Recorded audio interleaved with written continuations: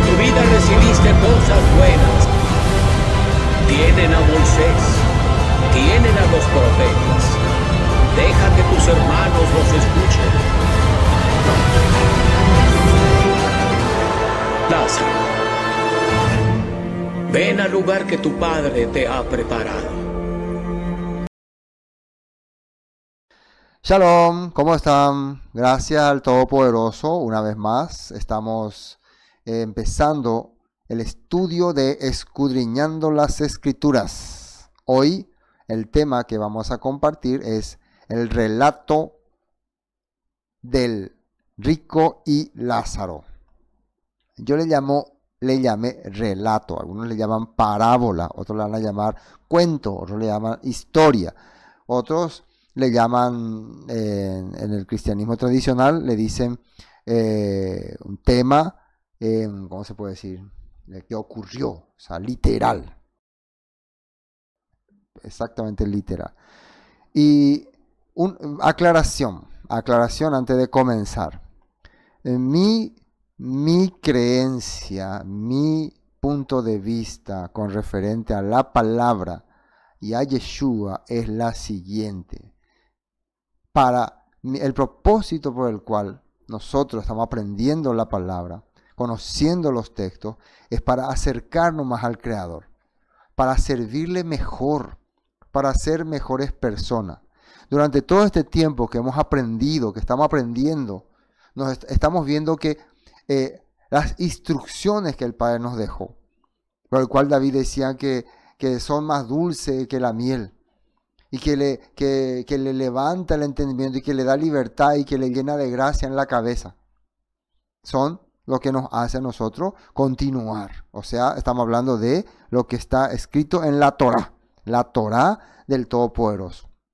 La Torá fue redactada en tiempos de los judíos que llegaron a Babilonia, fue editada y formada como libro. Pero la Torá está desde el principio. La Torá es la base de los israelitas.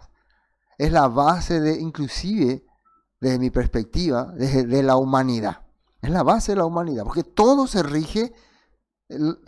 regido de acuerdo a lo que está en la Torá. Inclusive podemos encontrar en todas las culturas vestigios de la Torá, de instrucciones. Y eso podemos entender que el Padre entonces estaba operando en todas las dimensiones, en todas las creencias y cultura. ¿Para qué? Para ir desarrollando a su pueblo, por el cual iba a transmitir la bendición a todas las naciones. Y esa bendición nos está alcanzando hoy a nosotros. Y para que se transmita esa bendición, esa instrucción, se han utilizado muchísimas maneras, muchísimos métodos. Así como hoy en nuestro tiempo se utilizan ejemplos, se utilizan tecnología, se utilizan reuniones, así que estamos teniendo para explicar algo. En la antigüedad también se utilizaban bastantes métodos para llegar a algo. Muchos de esos métodos conformaban parte de culturas y tradiciones antiguas. Y uno de esos es lo que hoy vamos a ver. Por eso, para mí, lo más importante que nosotros tenemos que entender, y que todo lo que encontramos en todos los estudios que ustedes vean que hagamos, siempre es llegar a la Torá, que es la fuente de vida. ¿Qué decía en la Biblia, en la Torá, en Deuteronomio? Aquí te doy la vida y la muerte, el bien y el mal. Escoge pues la vida.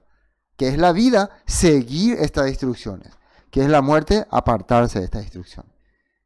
Y tenemos un maestro que, aunque en el cristianismo lo han deteriorado bastante, lo han modificado, lo han cambiado, y ha hecho que el judaísmo lo rechace por completo, nosotros vemos que a través del Rúa, que es el Espíritu del Todopoderoso, nos abre el entendimiento para poder comprender que el objetivo por el cual el Todopoderoso nos dio ese maestro llamado Yeshua es conectarnos con él a través de la Torá.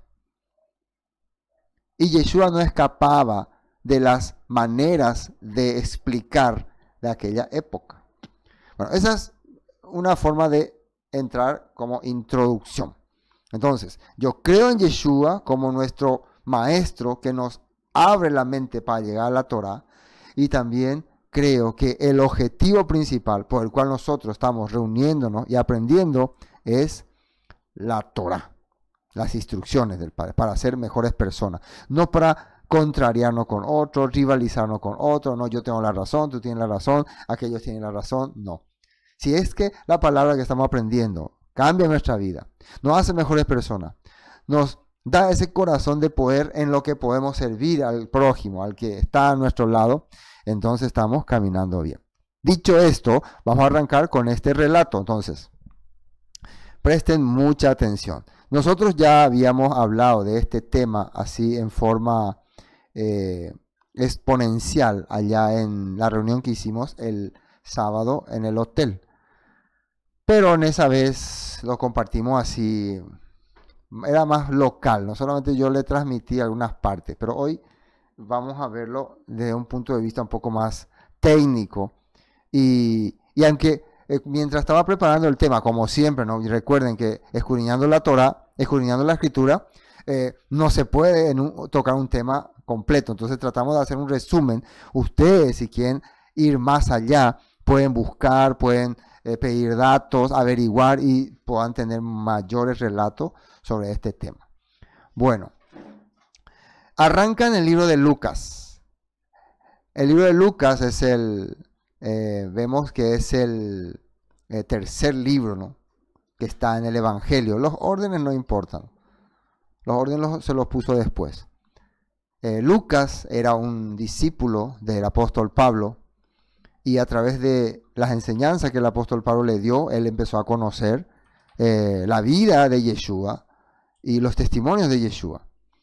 Para que Lucas tenga conocimiento de lo que Yeshua hizo y Yeshua enseñó, él también investigó, analizó y observó.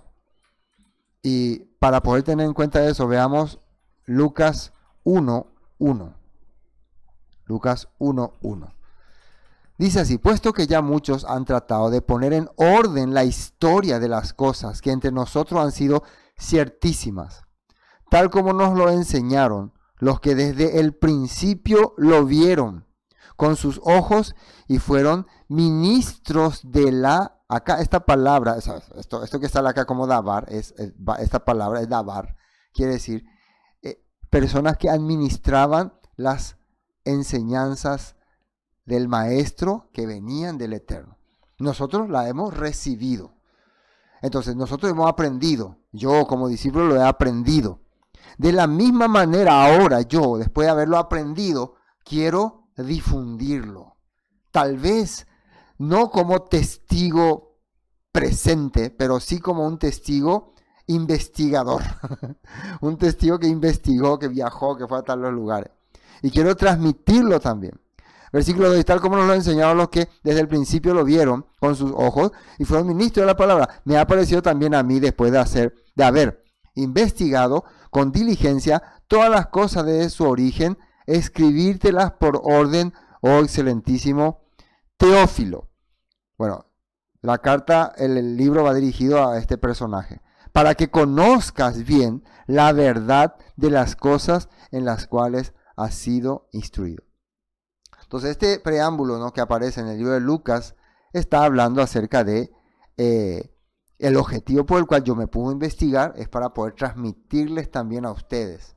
Probablemente ya Lucas, ya mayor, tiene ya el objetivo de que esto se quede como documento, como un documento que les sirva a ellos para continuar su fe en el Evangelio. Y dentro de esas investigaciones aparecen diferentes tipos de relatos. Estos relatos pudieron haber sido agregados, acompañados, pudieron haber salido de comentarios de alguien, pudo haber llegado de diferente manera. Lo que sí, Lucas la introdujo, o Lucas, o pueden haber sido también los seguidores de Lucas. Todo es posible, porque Lucas también tuvo sus discípulos, pasando muchos años tuvieron su escuela, y ya pueden haber sus discípulos también ya haber completado estos textos. O sea, para que podamos ir entendiendo. ¿Qué texto? Lo que el maestro había hablado. Entonces, solamente en el libro de Lucas aparece este relato que se refiere a el rico y Lázaro. Solamente en el libro de Lucas. No aparece en ninguna otra parte. Entonces, hay tres posibilidades. Una, que Lucas haya escuchado de algún testigo que un día Yeshua contó este relato. Número dos, que los discípulos de Lucas hayan escuchado que Yeshua un día dijo este relato y lo añadieron ya a los textos de Lucas. Y número tres, que yo tal vez no creo, que como dicen algunos, probablemente se añadió mucho tiempo después, ¿no? Para completar algún dogma. Pero el dogma del cielo y el infierno y el juicio y todas estas cosas, ¿no? Ese podría ser el número 3. Bueno, ustedes agarren la que más mejor le parece. Probablemente yo me quedo con esta, ¿no? Que esto fue agregado por discípulos de Lucas como fortaleza para llevar el mensaje de la Torah. Bueno, dice, había un hombre rico que se vestía de púrpura y lino. Perdón, Lucas 16, 19. Lucas 16, 19. Yo estoy leyendo nomás ya acá el proyector. Lucas 16, 19. Había un hombre rico que se vestía de púrpura y de lino fino y hacía cada día banquete con esplendidez. Primero si entramos en la perspectiva de que Yeshua está contando esta historia, tenemos que saber detallar a quién se refiere cuando habla del hombre rico. Si él quiere usarlo como ejemplo, como modelo, a quién se refiere, por qué se refiere y de qué se refiere. Dice que el hombre rico se vestía de púrpura y de lino fino y hacía cada día banquete con esplendidez. Y fíjense cuando entremos en la nota, porque la nota va a ser bien larga, de qué se trata. Vamos a entrar en la nota 19. Bueno, ¿de dónde viene esta historia? Esto es algo que Yeshua lo dijo de su cabeza o ya se conocía en la antigüedad. Por eso tengo estos datos. Primero, los judíos de Alejandría habían importado de Egipto una leyenda muy apreciada. Judíos de Alejandría, probablemente en los tiempos de los helenistas, en los tiempos de los griegos, allá por el año 300 aproximadamente. Ellos escucharon esta legendaria historia y la trajeron y la usaron como, ¿cómo se puede decir? Como parábola o como modelo para enseñanza. O sea, ¿cuál era esa historia, esa leyenda que venía de Egipto? Por eso ustedes pueden buscar para entender más detalladamente sobre el relato, porque acá no voy a poder explicarle todo, pero es interesante. La historia, leyenda, ¿no? Es una leyenda egipcia. Una leyenda egipcia que ocurrió aparentemente en el año 1200, pero que hace 100 años se conoce. La historia de Sedme y Si-Osiris. Sedme, hijo de Ramsés II, año 1200, antes del Mesías, y padre de Si-Osiris. El relato judío sobre este tema. Bueno, entonces, ya les dije, ustedes pueden buscar, ahí está el nombre, la historia de Sedme y Si-Osiris. Es un relato donde aparece un sueño de Si-Osiris, donde ve a un pobre y a un rico. En realidad es un relato bien largo, habla de varias cosas, del mundo de los muertos, pero aparece también la escena de un rico y un pobre que tienen que mueren y tienen diferentes tipos de funeral, y ahí se va tramando la historia. No les puedo explicar todo porque sería largo, pero es una leyenda antigua que ya se conocía y que llegó al mundo judío aproximadamente en tiempo de los helenistas. Relato judío sobre este tema. ¿Dónde se encuentra este relato en el judaísmo? Se encuentra en el Talmud de Jerusalén. Relata sobre la muerte del hijo de un rico recaudador de impuestos y de un humilde estudiante de la Torá. Narrar le puse ahí porque yo no puse escribir todo. Bueno, de acuerdo a lo que dice en el Talmud y una historia que ellos la trajeron de Egipto, bueno, y bueno, recuerden que los judíos también estuvieron en Babilonia. Esto pasó de Egipto, pasó a Babilonia, y después pasaban a los persas, a los griegos, y después ellos la empezaron a modificar. Todos estos relatos vienen heredando los judíos de diferentes culturas. Entonces, había un estudiante de Torah que muere, ¿no? Y es muy miserablemente sepultado. Y había un publicano, un cobrador de impuestos, un rico, un hombre de poder, que también muere y es llevado, es exaltado, ¿no? Es exaltado grandemente. Y entonces, ¿qué pasa? Que este estudiante de Torah tenía un compañero joven, estudiante, que tiene un sueño, y en ese sueño a él le aparece su compañero estudiante de Torah también, y le habla, ¿no? de cómo él está ahora en un mejor lugar, y que el publicano malvado, que fue ¿cómo se dice? Que murió, pero que se le hizo un gran funeral, está en un lugar terrible. Bueno, de eso se trata más o menos esa historia. Entonces, Yeshua como maestro de la Torah la conocía. En la cultura judía se conocía como la parábola para enseñar sobre cómo valorar la vida de los demás. O sea, para eso se usaba este tipo de enseñanza. Ahora, pero ¿quiénes son los que agarraron esta enseñanza y por qué? Entonces, había ya recuerden que yo les dije que a partir del momento de los de los griegos, ¿no? A partir de que aparecen los griegos en la escena entre los judíos en el año 300, bueno, los judíos fueron conquistados por los babilonios, por los persas y después por los griegos. En el tiempo de los griegos hay unas luchas internas porque muchos de los líderes religiosos de aquella época se asimilan al judaísmo, al helenismo, al movimiento griego. Y no solo se asimilan, adoptan también muchas de sus creencias, muchas de sus culturas. Y entre esas creencias y culturas estaba la de creer en el más allá. El creer que hay un más allá, que nosotros cuando morimos nos vamos a un cielo o a un infierno, viene de culturas y tradiciones antiguas que le han heredado un grupo de judíos. Entre ellos estaba los que después se llamarían los fariseos. Pero habían dos posturas, y le voy a leer acá, diferentes posturas en el judaísmo. Uno, saduceos. Se enfrentaron a los griegos y su filosofía. Los saduceos fue un movimiento que salió de los macabeos. Los macabeos fueron un grupo de sacerdotes que, viendo que muchos líderes religiosos se corrompían y se asimilaban al helenismo, a la cultura griega, entonces armaron una revuelta, se rebelan para restablecer la fe original hebrea que venía de la Torá. ¿Y qué es la fe hebrea? ¿Los hebreos en qué creían? Los judíos creían que cuando morían se iban al sepulcro, al Hades, al Seol, y que ahí se quedaban hasta que aparezca la resurrección, si va a haber.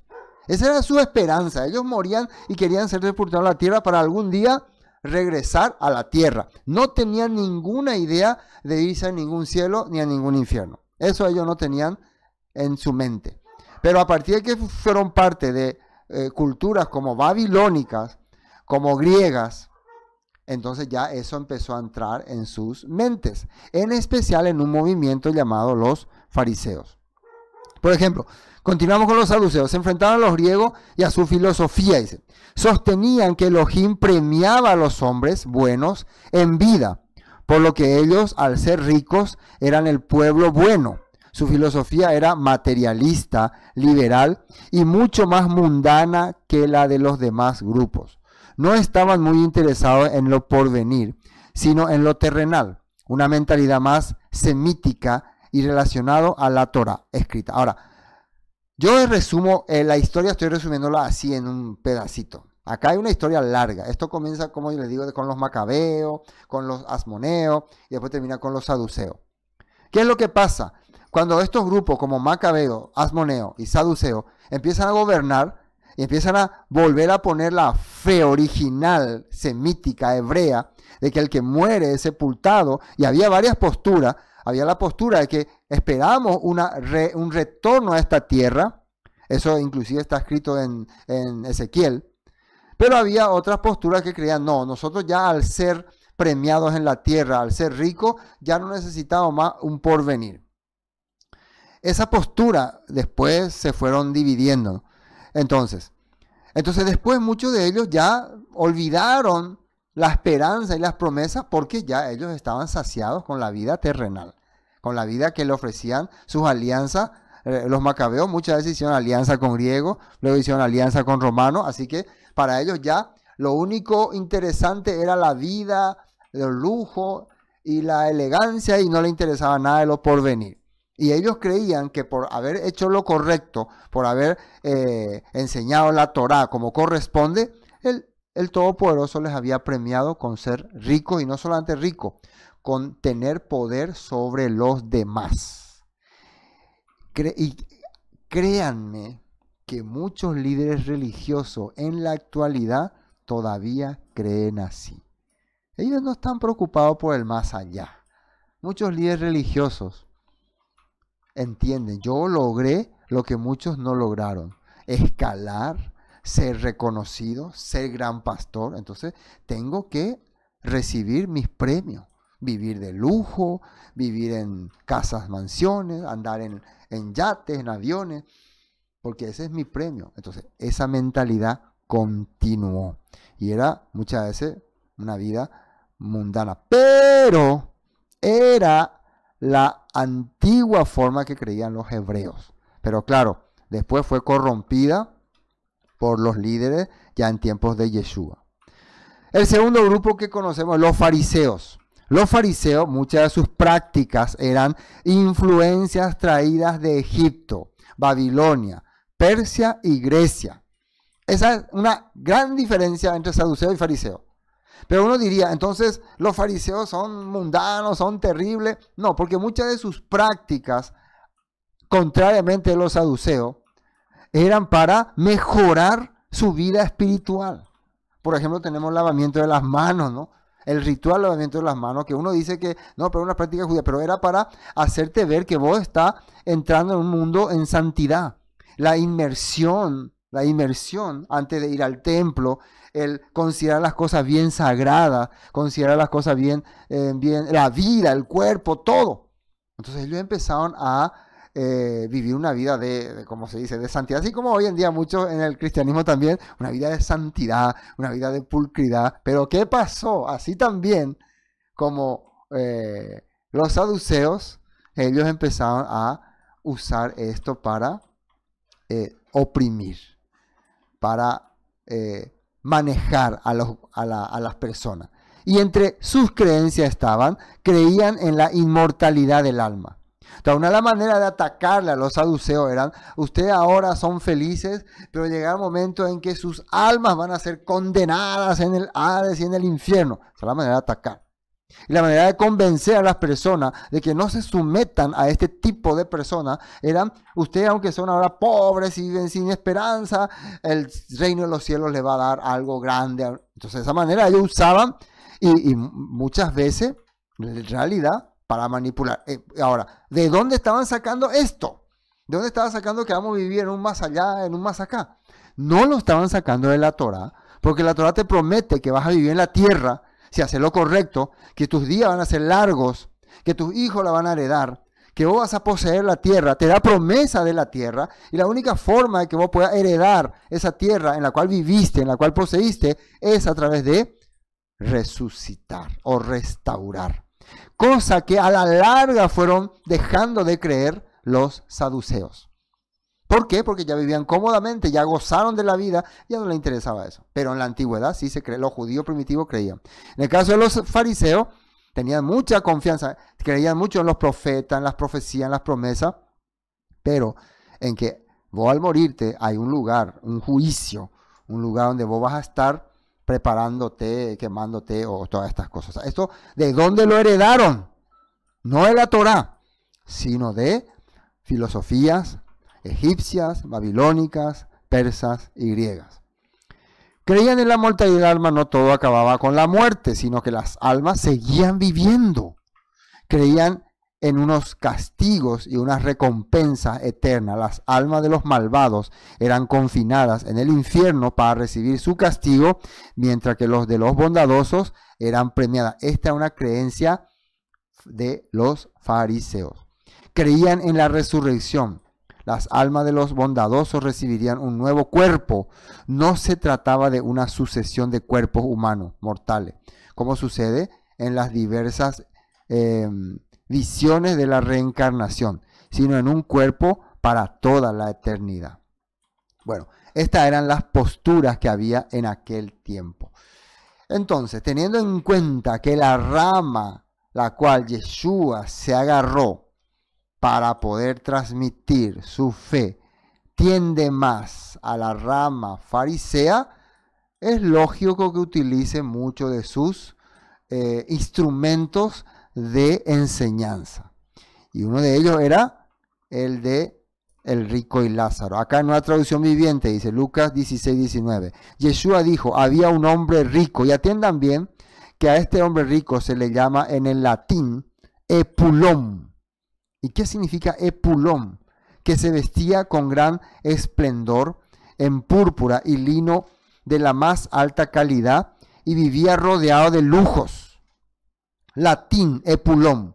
Griego, plousios. En griego es plousios, o sea, sería plousios. Sería alguien que vive en lujos. Ahora, la palabra epulón es un cultismo que califica al que come mucho y se regala mucho y que viene del latín epulo o epulonis, que es banqueteador, comedor, pero en origen sacerdote, que presidía los banquetes religiosos de los sacrificios. Bueno, aunque yo le di el significado, le voy a explicar qué es lo que significaba en aquella época. Probablemente un epulón o un épulo era un líder religioso que se encargaba de las ceremonias, de las festividades para consagrar a los dioses o al Todopoderoso o que estaba encargado de los grandes banquetes, donde se le invitaba a las personas con renombre. Este puede haber sido un líder religioso fariseo o un líder religioso saduceo, que eran los que tenían el poder en aquella época, eran los que gobernaban. Pero estas personas no solamente estaban en tiempo de Yeshua, ya estuvieron en otros tiempos y ya otros profetas hablaron de ellos. Líderes políticos religiosos que abusaban del poder, esos eran los epulones, abusaban del poder. Isaías 22:12 dice así: profecía de Isaías contra los líderes políticos y religiosos de Jerusalén. En ese día, el Señor de los ejércitos celestiales los llamó a llorar y a lamentarse. Les dijo que se raparan la cabeza en señal de dolor por sus pecados y que usaran ropa de tela áspera para expresar su remordimiento. Si ustedes van a todo el capítulo, es porque el pueblo estaba viviendo en corrupción, los líderes políticos estaban abusando de las personas.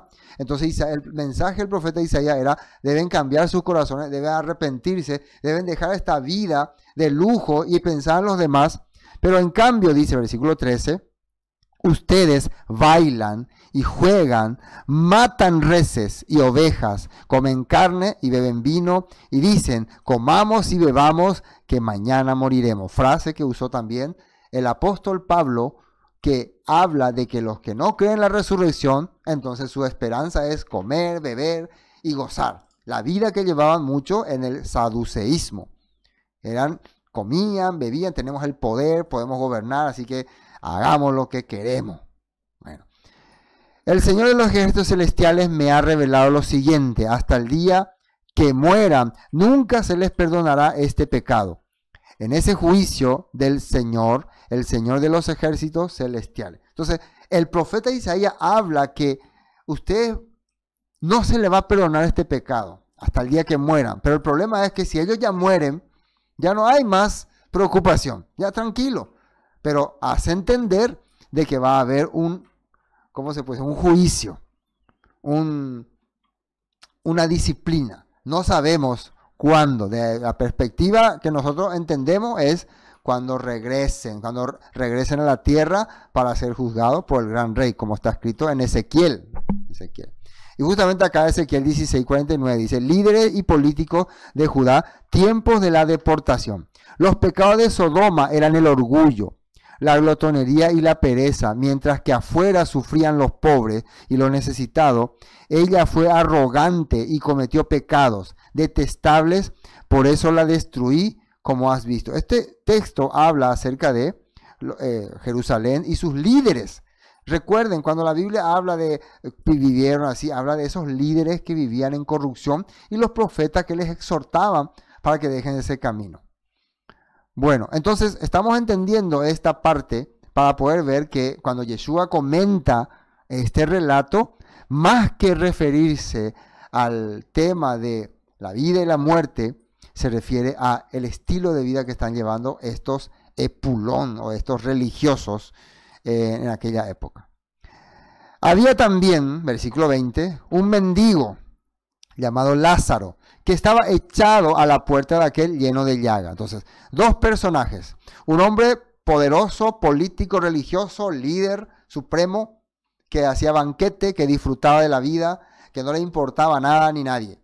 Y contraste, un hombre pobre, mendigo, y que estaba enfermo, y que nadie se preocupaba por él. La situación en que el pueblo estaba viviendo. Vamos a ver la nota 20. Lucas 16:20. Tirado a la puerta de su casa había un hombre pobre llamado Lázaro, quien estaba cubierto de llagas. Toma mi agüita.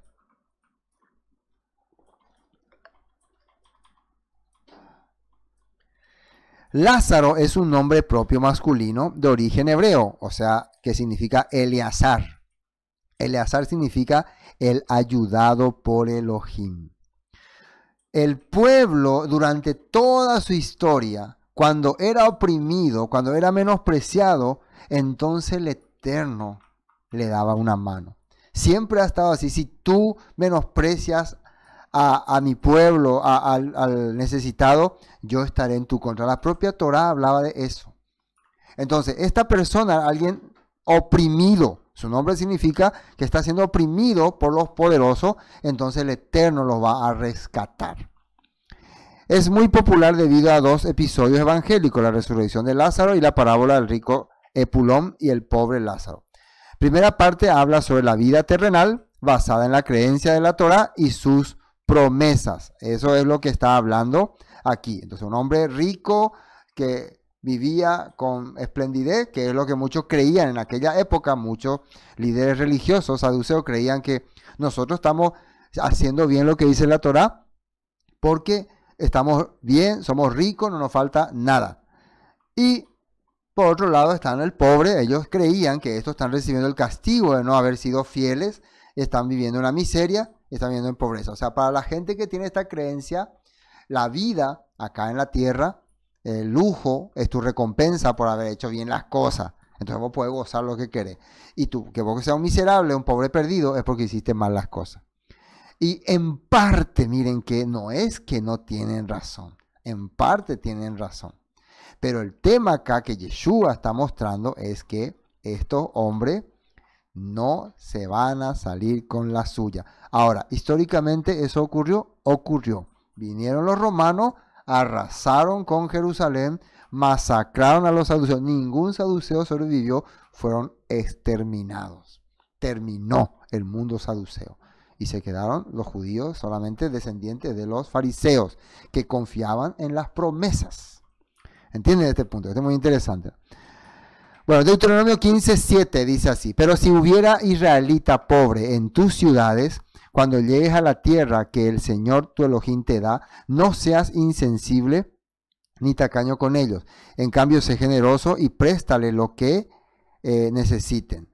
Deuteronomio 15:11: siempre habrá algunos que serán pobres en tu tierra, por eso te ordeno que compartas tus bienes generosamente con ellos y también con los israelitas que pasen necesidad. Texto que dice en Job 11: Él hace prosperar a los pobres y protege a los que sufren. Hablaba Job, ¿no? Salmos 9, 18. Pero aquellos que pasen necesidad no quedarán olvidados para siempre. Las esperanzas del pobre no siempre serán aplastadas. Vemos que muchos textos de la Biblia hablan diferente a muchas de las posturas que tenían muchos líderes saduceos. De que en realidad si ellos recibieron toda esa riqueza, toda esa bendición, era para poder servir al que estaba con necesidad. Ese era el objetivo. Pero ellos pensaban, no, como nosotros somos ricos, ahora ellos son malditos. Salmo 9, 18. Pero aquellos que pasen necesidad no quedarán olvidados para siempre. Eso leí, ¿no? Entonces, Lucas 6, 20. ¿Qué dice en Lucas 6, 20? Palabras que Yeshua hablaba. Atiendan bien. Entonces Yeshua se volvió hacia sus discípulos y les dijo: Dios los bendice a ustedes que son pobres, porque el reino de Dios les pertenece. Miren, Yeshua viene a cambiar el pensamiento saduceo de aquella época. ¿Por qué dice que Dios los bendice?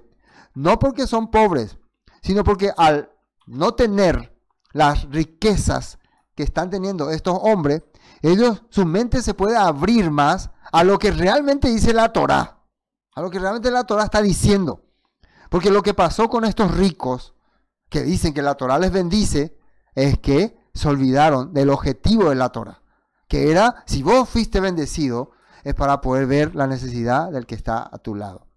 Dios los bendice a ustedes que ahora tienen hambre porque serán saciados. Dios los bendice a ustedes que ahora lloran porque a su debido tiempo reirán. Exhortación a los líderes religiosos. ¿Qué aflicción le espera a ustedes los que son ricos? Porque su única felicidad es aquí y ahora. Entonces Yeshua le está metiendo ese pensamiento de que va a llegar el momento en que esto que ustedes ven, que para ustedes es grandioso, va a desaparecer. Nosotros podemos pensar, no, pero Yeshua le está hablando del infierno y del más allá. Puede ser. Pero la tendencia, la creencia para los judíos era, si vos, lo que dice la Torá también era, si vos no haces como dice la Torá, vas a ser llevado, vas a ser arrasado, vas a ser menospreciado. Y nosotros vamos a ver que esa era la postura que tenían los judíos al principio. Pero también los primeros creyentes en Yeshua tenían esa postura de heredar la tierra, de ser parte de esa tierra. ¿Qué aflicción les espera a ustedes los que son ricos? Porque su única felicidad es aquí y ahora. Quiere decir aquí y ahora en este sistema. Pero cuando este sistema desaparezca, ustedes ya no van a estar.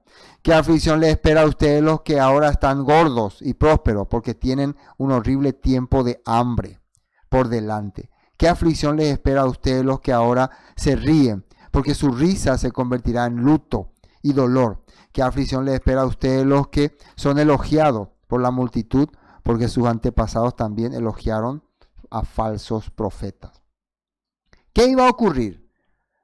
¿Qué es lo que ocurrió? De acuerdo a lo que no conocemos la historia, Jerusalén fue destruida, el mundo de los saduceos desapareció, ellos fueron menospreciados, no quedó nada, ni sus registros, y se cumplió lo que Yeshua les había dicho. Le vino aflicción. Todas sus riquezas, sus casas, sus lujos terminaron. Bueno, hasta acá vimos dos versículos de 19 y 20, la vida de estas personas. Ahora, Yeshua hablaba y ansiaba saciarse las migajas que caían en la mesa del rico, y aún los perros venían y lamían las llagas. Aconteció que murió el mendigo y fue llevado por los ángeles al seno de Abraham. Y murió también el rico y fue sepultado. Al decir Yeshua el relato de un pobre y un rico, está prácticamente trayendo esa enseñanza que tenían en el antiguo Egipto, en los antiguos griegos y también muchos judíos. Era una creencia judía. Él está hablando a los judíos que conocen esta historia. Probablemente ya a líderes religiosos. Entonces le habla de que han muerto y han sido sepultados. Hasta ahí, a versículo 22, y fue sepultado. Hasta ahí está todo bien. También dice que fue llevado por los ángeles. En la Biblia la palabra ángeles significa mensajero. Quiere decir que uno de ellos estaba siendo guiado por un mensajero. Cuando ángel aparece en tu vida, no es simplemente que viene y te agarra y te lleva, sino que es alguien que te estaba guiando o dando mensaje, que es la palabra ángel mensajero. Ahora, en el caso de el rico, no aparece ningún mensajero, simplemente que él vivió, su vida fue sus lujos. El poder de la razón de su existir eran sus lujos, su poderoso, su creencia, podemos decir. Vamos a la nota 22. Nota 22. Lo que vemos acá que el ángel, el mensajero, le llevó al seno de Abraham. ¿Y por qué aparece el personaje Abraham? ¿Por qué Yeshua le incorpora a Abraham? Porque, escúcheme muy bien, él está usando una herramienta tradicional de los judíos para abrir la mente de los líderes religiosos y de su oyente. El propósito por el cual nosotros estamos en esta tierra es regresar a nuestro padre Abraham, a la fe de nuestro padre Abraham, ser parte de las promesas que recibió Abraham, porque a Abraham se le dijo que todos los que bendijeran su vida iban a ser benditos, y todos los que maldijeran su vida iban a ser malditos. Entonces, ahora sí, nota 22. Génesis 15:1. Después de estas cosas vino la palabra del Eterno a Abraham en visión diciendo: no temas, Abraham, yo soy tu escudo. Esa palabra escudo sería Shaddai o protector, y tu galardón será sobremanera grande. No les puedo contar toda la historia de Abraham, pero sabemos que Abraham dejó su tierra, se fue a vivir a la tierra de Canaán, vivió como forastero, esperando un día que el Todopoderoso cumpla en él una promesa. ¿Cuál era la promesa? Que muchas naciones iban a ser benditas a través de su semilla, de su simiente. Y que él iba a poseer esa tierra, y que su descendiente iba a poseer esa tierra. Y él murió con la esperanza de ser parte de esa tierra, y por eso compró un terreno y sepultó a su esposa. Fue sepultado él, fue sepultado su hijo, su nieto fueron sepultados en esa tierra, que son la base de la fe hebrea. Queriendo hacer entender que la promesa que el Todopoderoso le dio a Abraham es que un día esta tierra gobernada por el Eterno va a ser nuestra. Y Él va a ser nuestro protector. Esa es la promesa. A eso es lo que nosotros venimos llegando. Palabras del apóstol Pablo en Gálatas 3:7. Sabe por tanto que los que son de fe, los que tienen emuná, los que tienen confianza en los textos, en la promesa, estos son hijos de Abraham. Y la escritura, está hablando de la Torá, cuando dice la escritura, dice la Torá, previendo que Elohim había de justificar por la fe a los gentiles. ¿Y qué es la fe? Creencia en la Torá, creencia en las promesas. Dio de antemano la buena nueva, la Besorá, a Abraham, diciendo: en ti serán benditas todas las naciones. De modo que los que son de fe son bendecidos con el creyente Abraham. Para que vos seas parte de la vida que Dios le prometió a Abraham, tenés que tener la fe en las cosas que el Todopoderoso le prometió a Abraham. Y ahora este relato nos está mostrando que el pobre, el mendigo Lázaro, está siendo llevado por mensajeros al seno de Abraham. Si ustedes, claro, si ustedes ven, no, pero acá yo veo ángeles, un espíritu, pero Yeshua le está hablando a personas vivas, y a esas personas vivas, ¿a dónde les quiere llevar? No les quiere llevar al cielo con Abraham, les quiere llevar a las promesas que se le dio a Abraham. Si nosotros ahora estando vivos, ¿dónde queremos que nos lleven? ¿Queremos que nos lleve al cielo con Abraham? ¿O queremos que nos lleven a las promesas que se le dio a Abraham? Para que nuestra vida tenga beneficio. Y tuvo beneficio, porque los que han creído en estas promesas sobrevivieron. No fueron exterminados como los judíos que se negaron a creer en las promesas que el Todopoderoso le había dado. Bueno, Hebreos 11:8. Por la fe Abraham, siendo llamado, obedeció para salir al lugar que había de recibir como herencia, y salió sin saber a dónde iba. Por la fe habitó como extranjero en la tierra prometida, como en tierra ajena, morando en tiendas con Isaac y Jacob, coherederos de la misma promesa. Entonces nosotros, el ser seguidores de Abraham, el estar en los regazos de Abraham, en la habitación con Abraham, significa recibir las promesas que se le dio a él. Amén. Bueno, entonces, ¿Dónde fue llevado el mendigo Lázaro? A la fe de Abraham, a las promesas de Abraham, a la esperanza de Abraham. Y el otro, ¿dónde está? Y en el Hades, la palabra Hades, Seol. Seol. Alzó su ojo estando en tormento y vio de lejos a Abraham y a Lázaro en su seno. Bueno, vamos a entrar otra vez en la fe hebrea. El hebreo original, el hebreo creyente, tiene la esperanza de ser parte de las promesas dadas a Abraham. Y fuera de eso, si vos no sos parte de estas promesas, lo que sigue es muerte, es sepultura. Vos te quedáis, vos no heredás nada, vos no salís para ningún lugar. Y eso es tormento, pero ¿dónde y cuándo? En la vida, en la vida. En la vida es el tormento. En realidad, cuando una persona muere, ya no es atormentada, está ahí esperando el juicio, ¿no? Bueno, eso es lo que nosotros creemos. A uno pregunta, ¿y qué pasa después de que morí? Y la realidad es que yo no me morí todavía, ¿no? Por eso no sé qué pasa después de morir. Pregúntale a esos que resucitaron y volvieron. Pero somos creyentes, ¿no? O sea, estudiamos la Escritura. Tenemos que encontrar alguna esperanza para nosotros acá. ¿Cuándo es que nosotros tenemos tormento? ¿Cuándo es que nosotros pasamos momentos difíciles? Cuando estamos vivos. Cuando estamos vivos. ¿Qué es lo que Yeshua quería transmitirle? Si ustedes siguen con esa mentalidad, viviendo en arrogancia, van a pasar tormentos. ¿Qué significa? Van a quedar fuera de las promesas. Así como quedó Agar, como quedó Ismael fuera de la promesa, como quedó Lot, quedaron fuera de la promesa.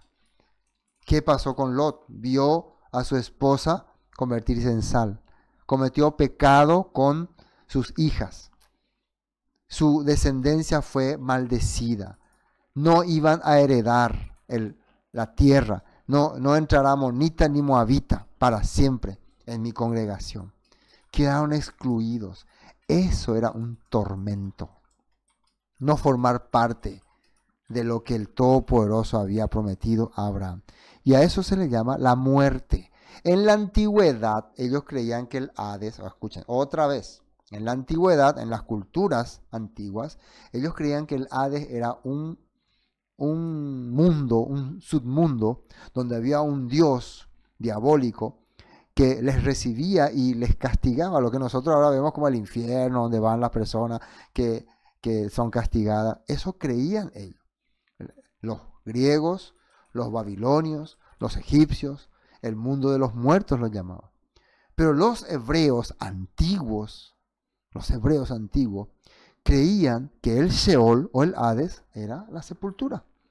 Ahí donde va a enterrar a la persona. Por eso para ellos era muy importante sepultar a sus muertos, honrar a sus muertos.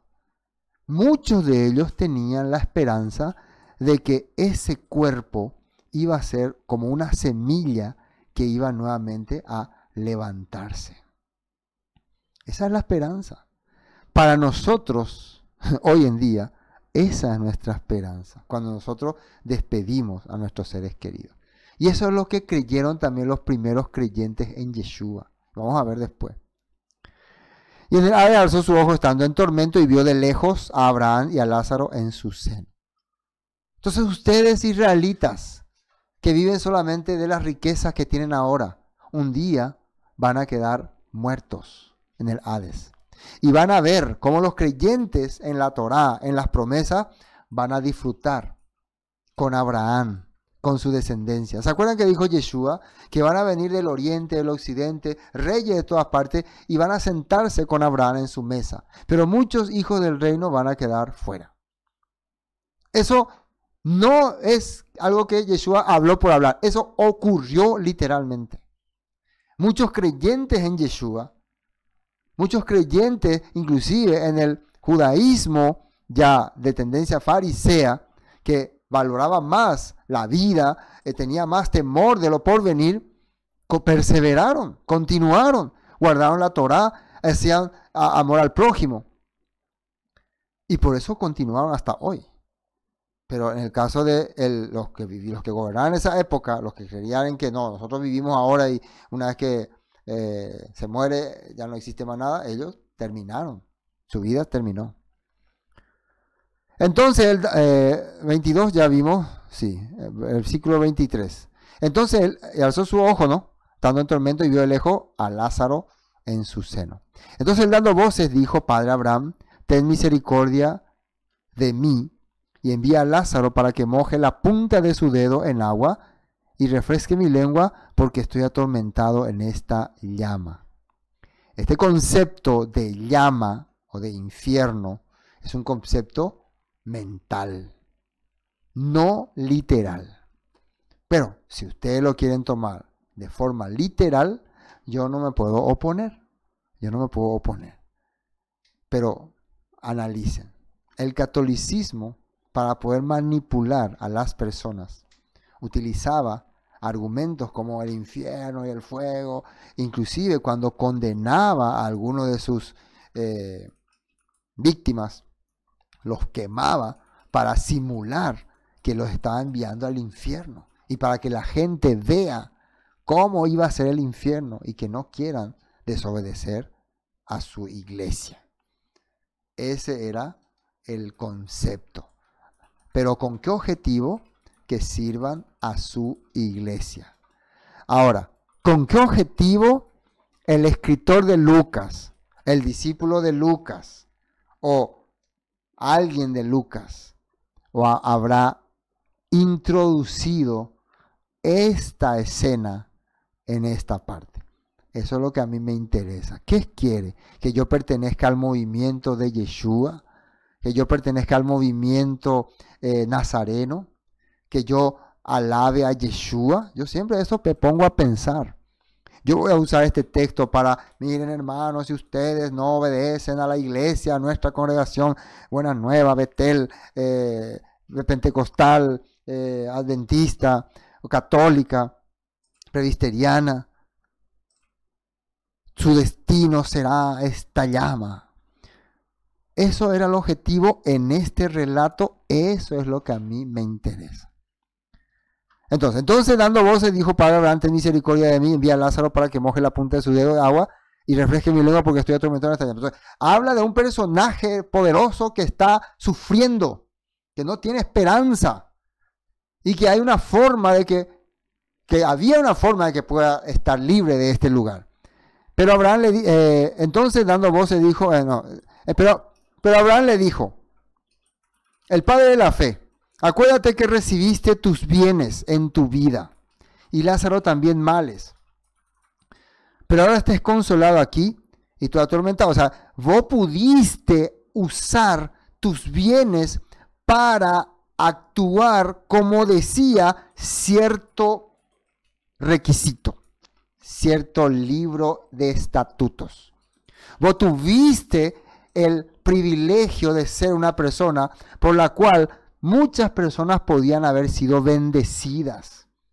Porque la Torá te decía: acuérdate del pobre, acuérdate del necesitado, acuérdate. ¿Y a quién le hablaba? Al que tenía la posibilidad.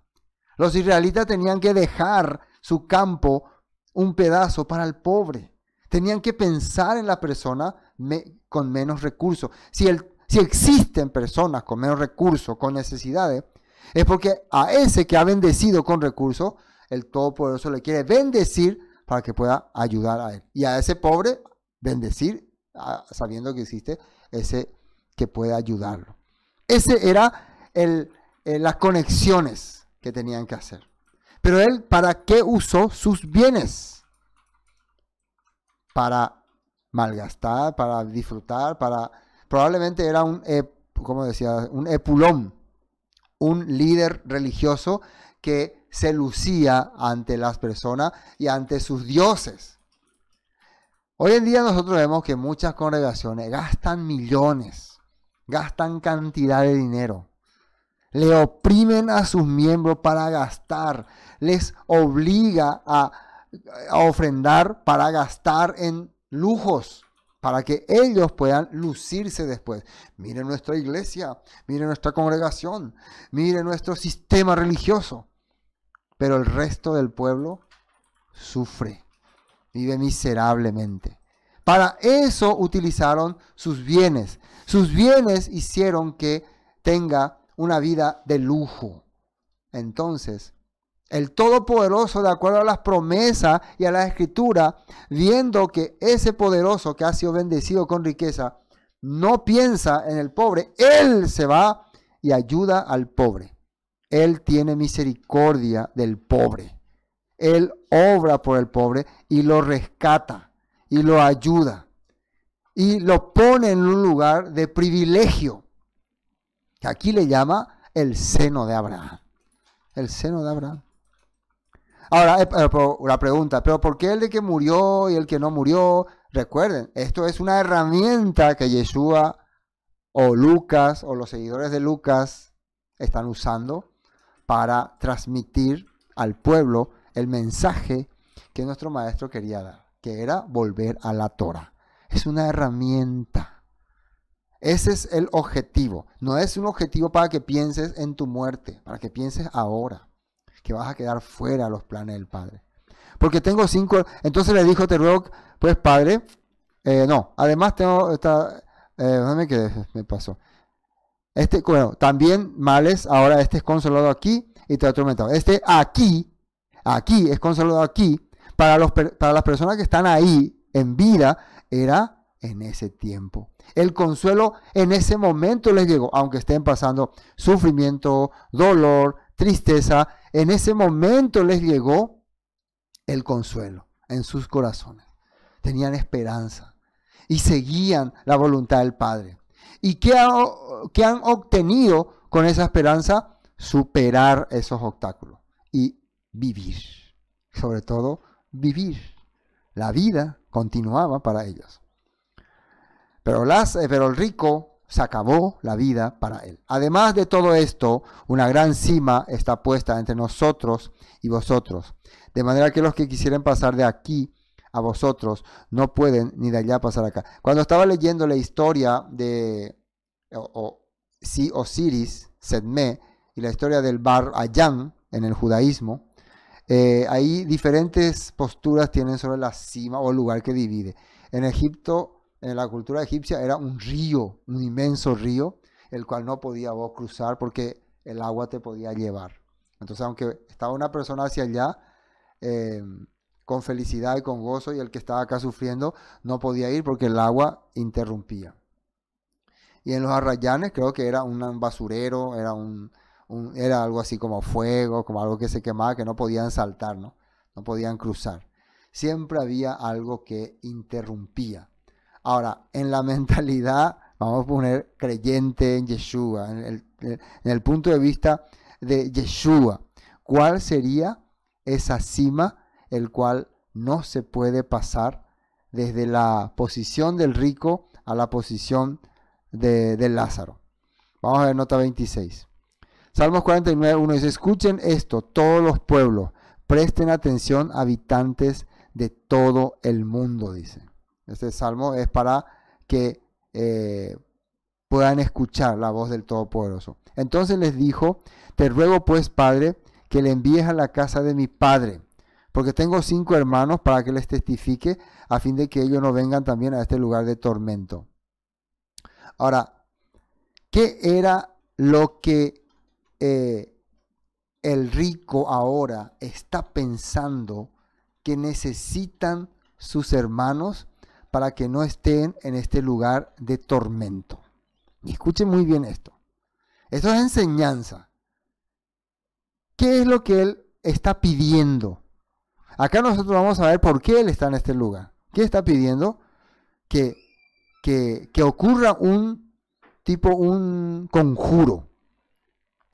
Como lo que ocurrió con Samuel, ¿no? Que volvió de la tumba, que una bruja le trajo la tumba, supuestamente a Samuel.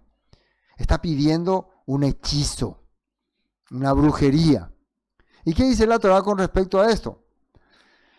Ahora nota 27. Nota 27. Deuteronomio 18:10. Por ejemplo, jamás sacrifiques a tu hijo, a tu hija, como una ofrenda quemada. Tampoco permitas que el pueblo practique la adivinación, ni la hechicería, ni que haga interpretación de agüeros, ni se mezcle en brujerías, ni haga conjuros. Tampoco permitas que alguien se preste a actuar como medium o vidente, ni que invoque el espíritu de los muertos.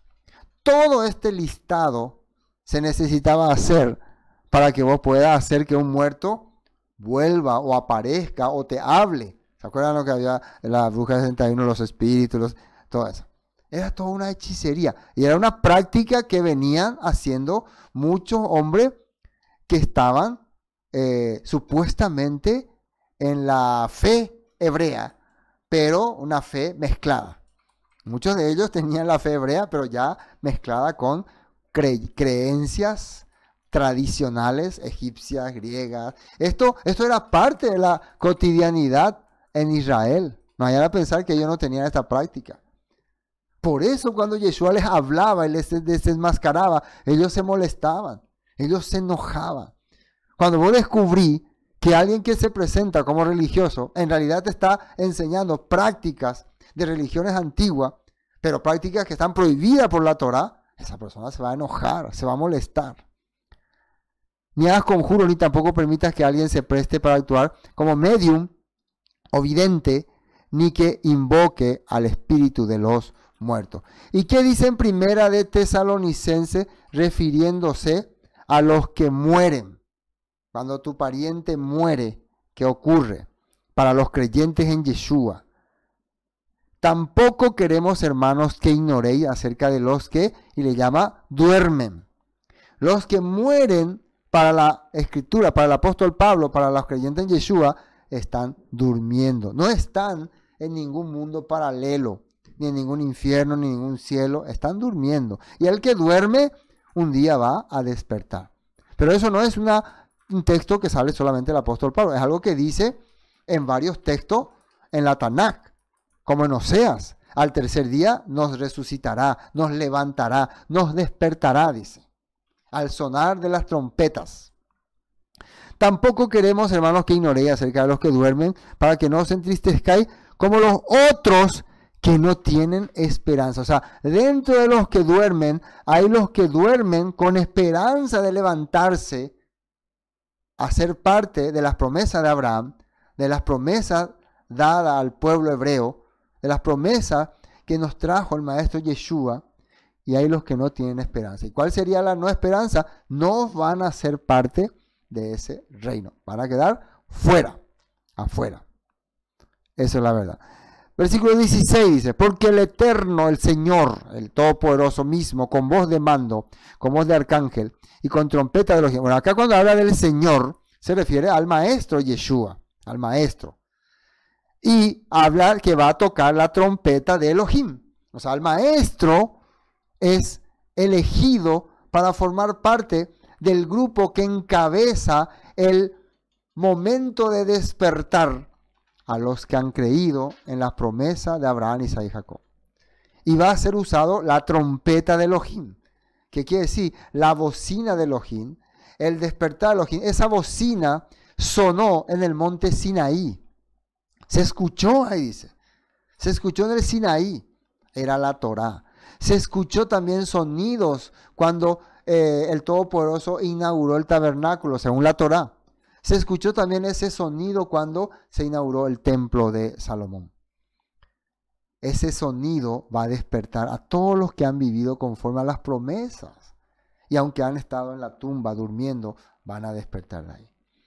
Dice, descenderá, con voz de mando, como de arcángel, con trompeta de Elohim, descenderá del cielo, y los muertos en el Mesías resucitarán primero, porque ¿qué han creído? ¿Qué es lo que el Mesías nos enseñó? A regresar a la Torá, a regresar a la promesa, al volver a la fe tradicional, nos enseñó eso. Por lo tanto, en su nombre vamos a levantarnos, los que han muerto. Pablo decía que los que no estén muertos van a ser transformados. Entonces, pero el que quiere, el rico o el hombre que no tiene la fe, que quiere que se practique hechicerías, que se practique brujerías. Yo no les mostré acá, pero vamos a ver otro texto. Vean Ezequiel 37, donde habla de ese tiempo. Esto ya compartimos, pero vamos a volver a compartir.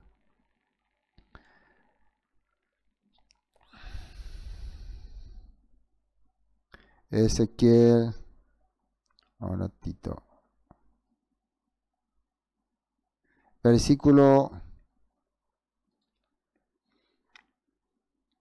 11. Ezequiel 37, 11.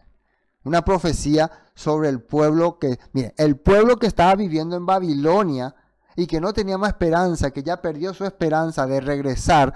Ezequiel recibe esta promesa. Dice versículo 11, ¿no? Me dijo luego, hijo de hombre, todos estos huesos son la casa de Israel. He aquí, miren, los huesos, ellos dicen, los huesos no pueden hablar, pero es una forma de expresarse.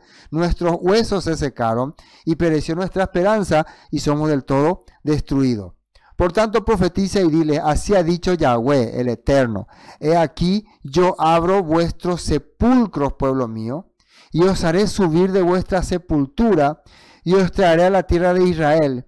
Y sabréis que yo soy Yahweh, cuando abra vuestros sepulcros y os saque de vuestras sepulturas, pueblo mío. Y después pondré mi espíritu en vosotros y viviréis, y os haré reposar sobre vuestra tierra, y sabréis que yo, Yahweh, hablé y lo hice, dice el Eterno. Y después dice la reunión de Judá e Israel, y hay más cosas ahí interesantes. Entonces, no es una palabra que Pablo está hablando, ni Yeshua está hablando, estaba en la Taná. Promesa para los que estaban en cautividad, que un día Israel iba a ser restaurado. Y sus cuerpos, sus huesos iban a volver a esa tierra. Por eso José le pidió a los hijos de Israel, cuando salgan de aquí, lleven mis huesos. Porque él estaba confiado de que sería parte de esa tierra. Volvamos a Lucas. Lucas 16. Entonces estamos en el versículo 26. Además de todo esto, 27. Entonces le dijo, te ruego pues, padre, que le envíes a la casa de mi padre, porque tengo 5 hermanos, 28, para que les testifique a fin de que ellos no vengan a este lugar de tormento. Vamos a la nota 28. Salmo 73, 1. Verdad, Elohim es bueno con Israel, con los de corazón puro. Ah, ahora entiendo. Acá había un salmo, un ratito. Salmos 49. Entra un poco en la nota 26. Nota 26. Este salmos tenía que leerles completo. Vamos a entrar a ese salmo. Entra ahí. Ahí aparece. Atiendan bien. La insensatez de confiar en las riquezas. Oíd esto, pueblo, todos. Escuchad, habitantes todo del mundo. Así los plebeyos como los nobles, el rico y el pobre juntamente. Mi boca hablará sabiduría y mi pensamiento el pensamiento de mi corazón inteligencia. Inclinad al proverbio mi oído. Declaré con el arpa mi enigma, porque he de tener en los días de adversidad, cuando la iniquidad de mis opresores me rodeare, los que confían en sus bienes y la muchedumbre de su riqueza se jactan. Ninguno de ellos podrá en manera alguna redimir al hermano, ni dar a su Elohim su rescate. Atiendan bien lo que está diciendo este salmo. Este que confía en su riqueza no va a tener la capacidad de ayudar a su hermano, ni pedir a Dios su rescate, porque la redención de su vida es de gran precio y no se logrará jamás, para que viva en adelante para siempre y nunca vea corrupción. Pues verá que aún los sabios mueren, que perecen del mismo modo que el insensato y el necio, y dejan a otros sus riquezas. Su último pensamiento es que sus casas serán eternas, y sus habitaciones para generación y generación. Dan sus nombres a sus tierras, mas el hombre no permanecerá en honra, es semejante a las bestias que perecen. Este su camino es locura, con todos sus descendientes se complacen en el dicho de ellos. como al rebaño que son conducidos al Seol. La muerte los pastoreará y los rectos se enseñorearán de ellos por la mañana. Se consumirá su buen parecer y el Seol será su morada. Este salmo estaba hablando acerca de el corazón de este tipo de personas. Volvamos a Lucas. Lucas 16. Bueno, entonces, eso es en el versículo 26. Ahora vimos, versículo 28, aparece el Salmo 73. Aquí aparece la historia también de un hombre. Vamos a entrar en el Salmo 73. La historia de un hombre que sufrió mucho y vio cómo eran prosperados los injustos. Y esto probablemente fue en tiempo de David. Probablemente esta persona vivió en tiempo de David. Miren lo que dice ahí. Salmo 73, 1. Ciertamente es bueno Elohim para con Israel, para con los limpios de corazón. En cuanto a mí, casi se deslizaron mis pies. Por poco resbalaron mis pasos, porque tuve envidia de los arrogantes, dice, viendo la prosperidad de los impíos, porque no tienen congoja por su muerte, pues su vigor está entero. No pasan trabajo como los otros mortales, ni son azotados como los demás hombres. Por tanto, la soberbia los corona, se cubren de vestido de violencia.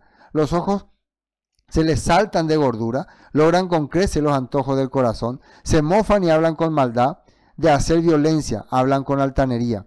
Ponen su boca contra el cielo y su lengua pasea la tierra. Por eso Elohim hará volver su pueblo aquí, y aguas en abundancia serán extraídas para ellos. Y dicen, ¿cómo sabe Dios? Y hay conocimiento en el Altísimo. Y aquí estos impíos, sin ser turbados de mundo, alcanzaron riqueza. Verdaderamente en vano he limpiado mi corazón y lavado mis manos en inocencia. Pues he sido azotado todo el día, castigado todas las mañanas. Si dijera yo, hablaré como ellos. He aquí a la generación de tus hijos engañaría. Cuando pensé saber esto, fue duro trabajo para mí, hasta que entrando en el santuario de Elohim, comprendí el fin de ello. Ciertamente los has puesto en deslizadero, en asolamiento lo hará caer. Como han sido asolados de repente, perecieron, se consumieron de terrores. Como sueño del que despierta, así, Señor, cuando despertares, menospreciarás su apariencia. Señor de amargura mi alma y mi corazón sentía punzada. Tan torpe era yo, no entendía, era como una bestia delante de ti. Con todo yo siempre estuve contigo, me tomaste de la mano derecha, me has guiado según tu consejo, y después me recibirás en gloria. ¿A quién tengo yo en los cielos sino a ti? Y fuera de ti nada deseo en la tierra. Mi carne y mi corazón desfallece, mas la roca de mi corazón y mi porción es Elohim para siempre. Estos salmos entonces nos reflejan la vida del hombre que confió en su riqueza y el pobre que pasó muchas dificultades, pero obtuvo la esperanza a través de las promesas del Todopoderoso. Y siempre hablaba de restaurar su vida ante el Eterno. Bueno, terminamos este versículo 29. Y Abraham le dijo, a Moisés y a los profetas tienen, óiganlos. Entonces, ¿cuál era la solución para que sus hermanos no sean parte de este lugar de tormento? A Moisés y a los profetas tienen, óiganlo. Nota 29. ¿Qué dice Moisés y los profetas? Vamos a leer rápido. Deuteronomio 6:1. Estos son los mandatos y los decretos y las ordenanzas que el Eterno te Elohim encargó, que te enseñara, obedécelos cuando llegues a la tierra, donde estás a punto de entrar, y que vas a poseer. Tú, tus hijos y tus nietos teman al Eterno, su Elohim, durante toda la vida. Si obedeces todos los decretos y los mandatos del Señor, disfrutarás de una larga vida. Escucha con atención, pueblo de Israel, y asegúrate de obedecer, entonces todo te saldrá bien. Y tendrás muchos hijos en la tierra donde fluyen la leche y la miel, tal como el Señor Elohim de tu antepasado te lo prometió. ¿Y qué dice Hechos 26-22? Atiendan bien. Pero Elohim me ha protegido, Pablo está hablando, este mismo momento para que yo pueda dar testimonio a todos, desde el menos importante hasta el más importante. Yo no enseño nada fuera de lo que los profetas y Moisés dijeron que sucedería, que el Mesías sufriría y sería el primero en resucitar de los muertos, y de esta forma anunciaría la luz de Elohim tanto a judíos como a gentiles por igual. Entonces Pablo sabía que tenía protección porque enseñaba lo que decía la Torá. Ahora, ¿qué le respondió el rico a Abraham cuando le habló de tener a Moisés y a los profetas? Versículo 30. Entonces dijo: no, padre Abraham, pero si alguno fuere a ellos de entre los muertos, se arrepentirán. Él prefiere esas prácticas tradicionales porque así tenía en su mente.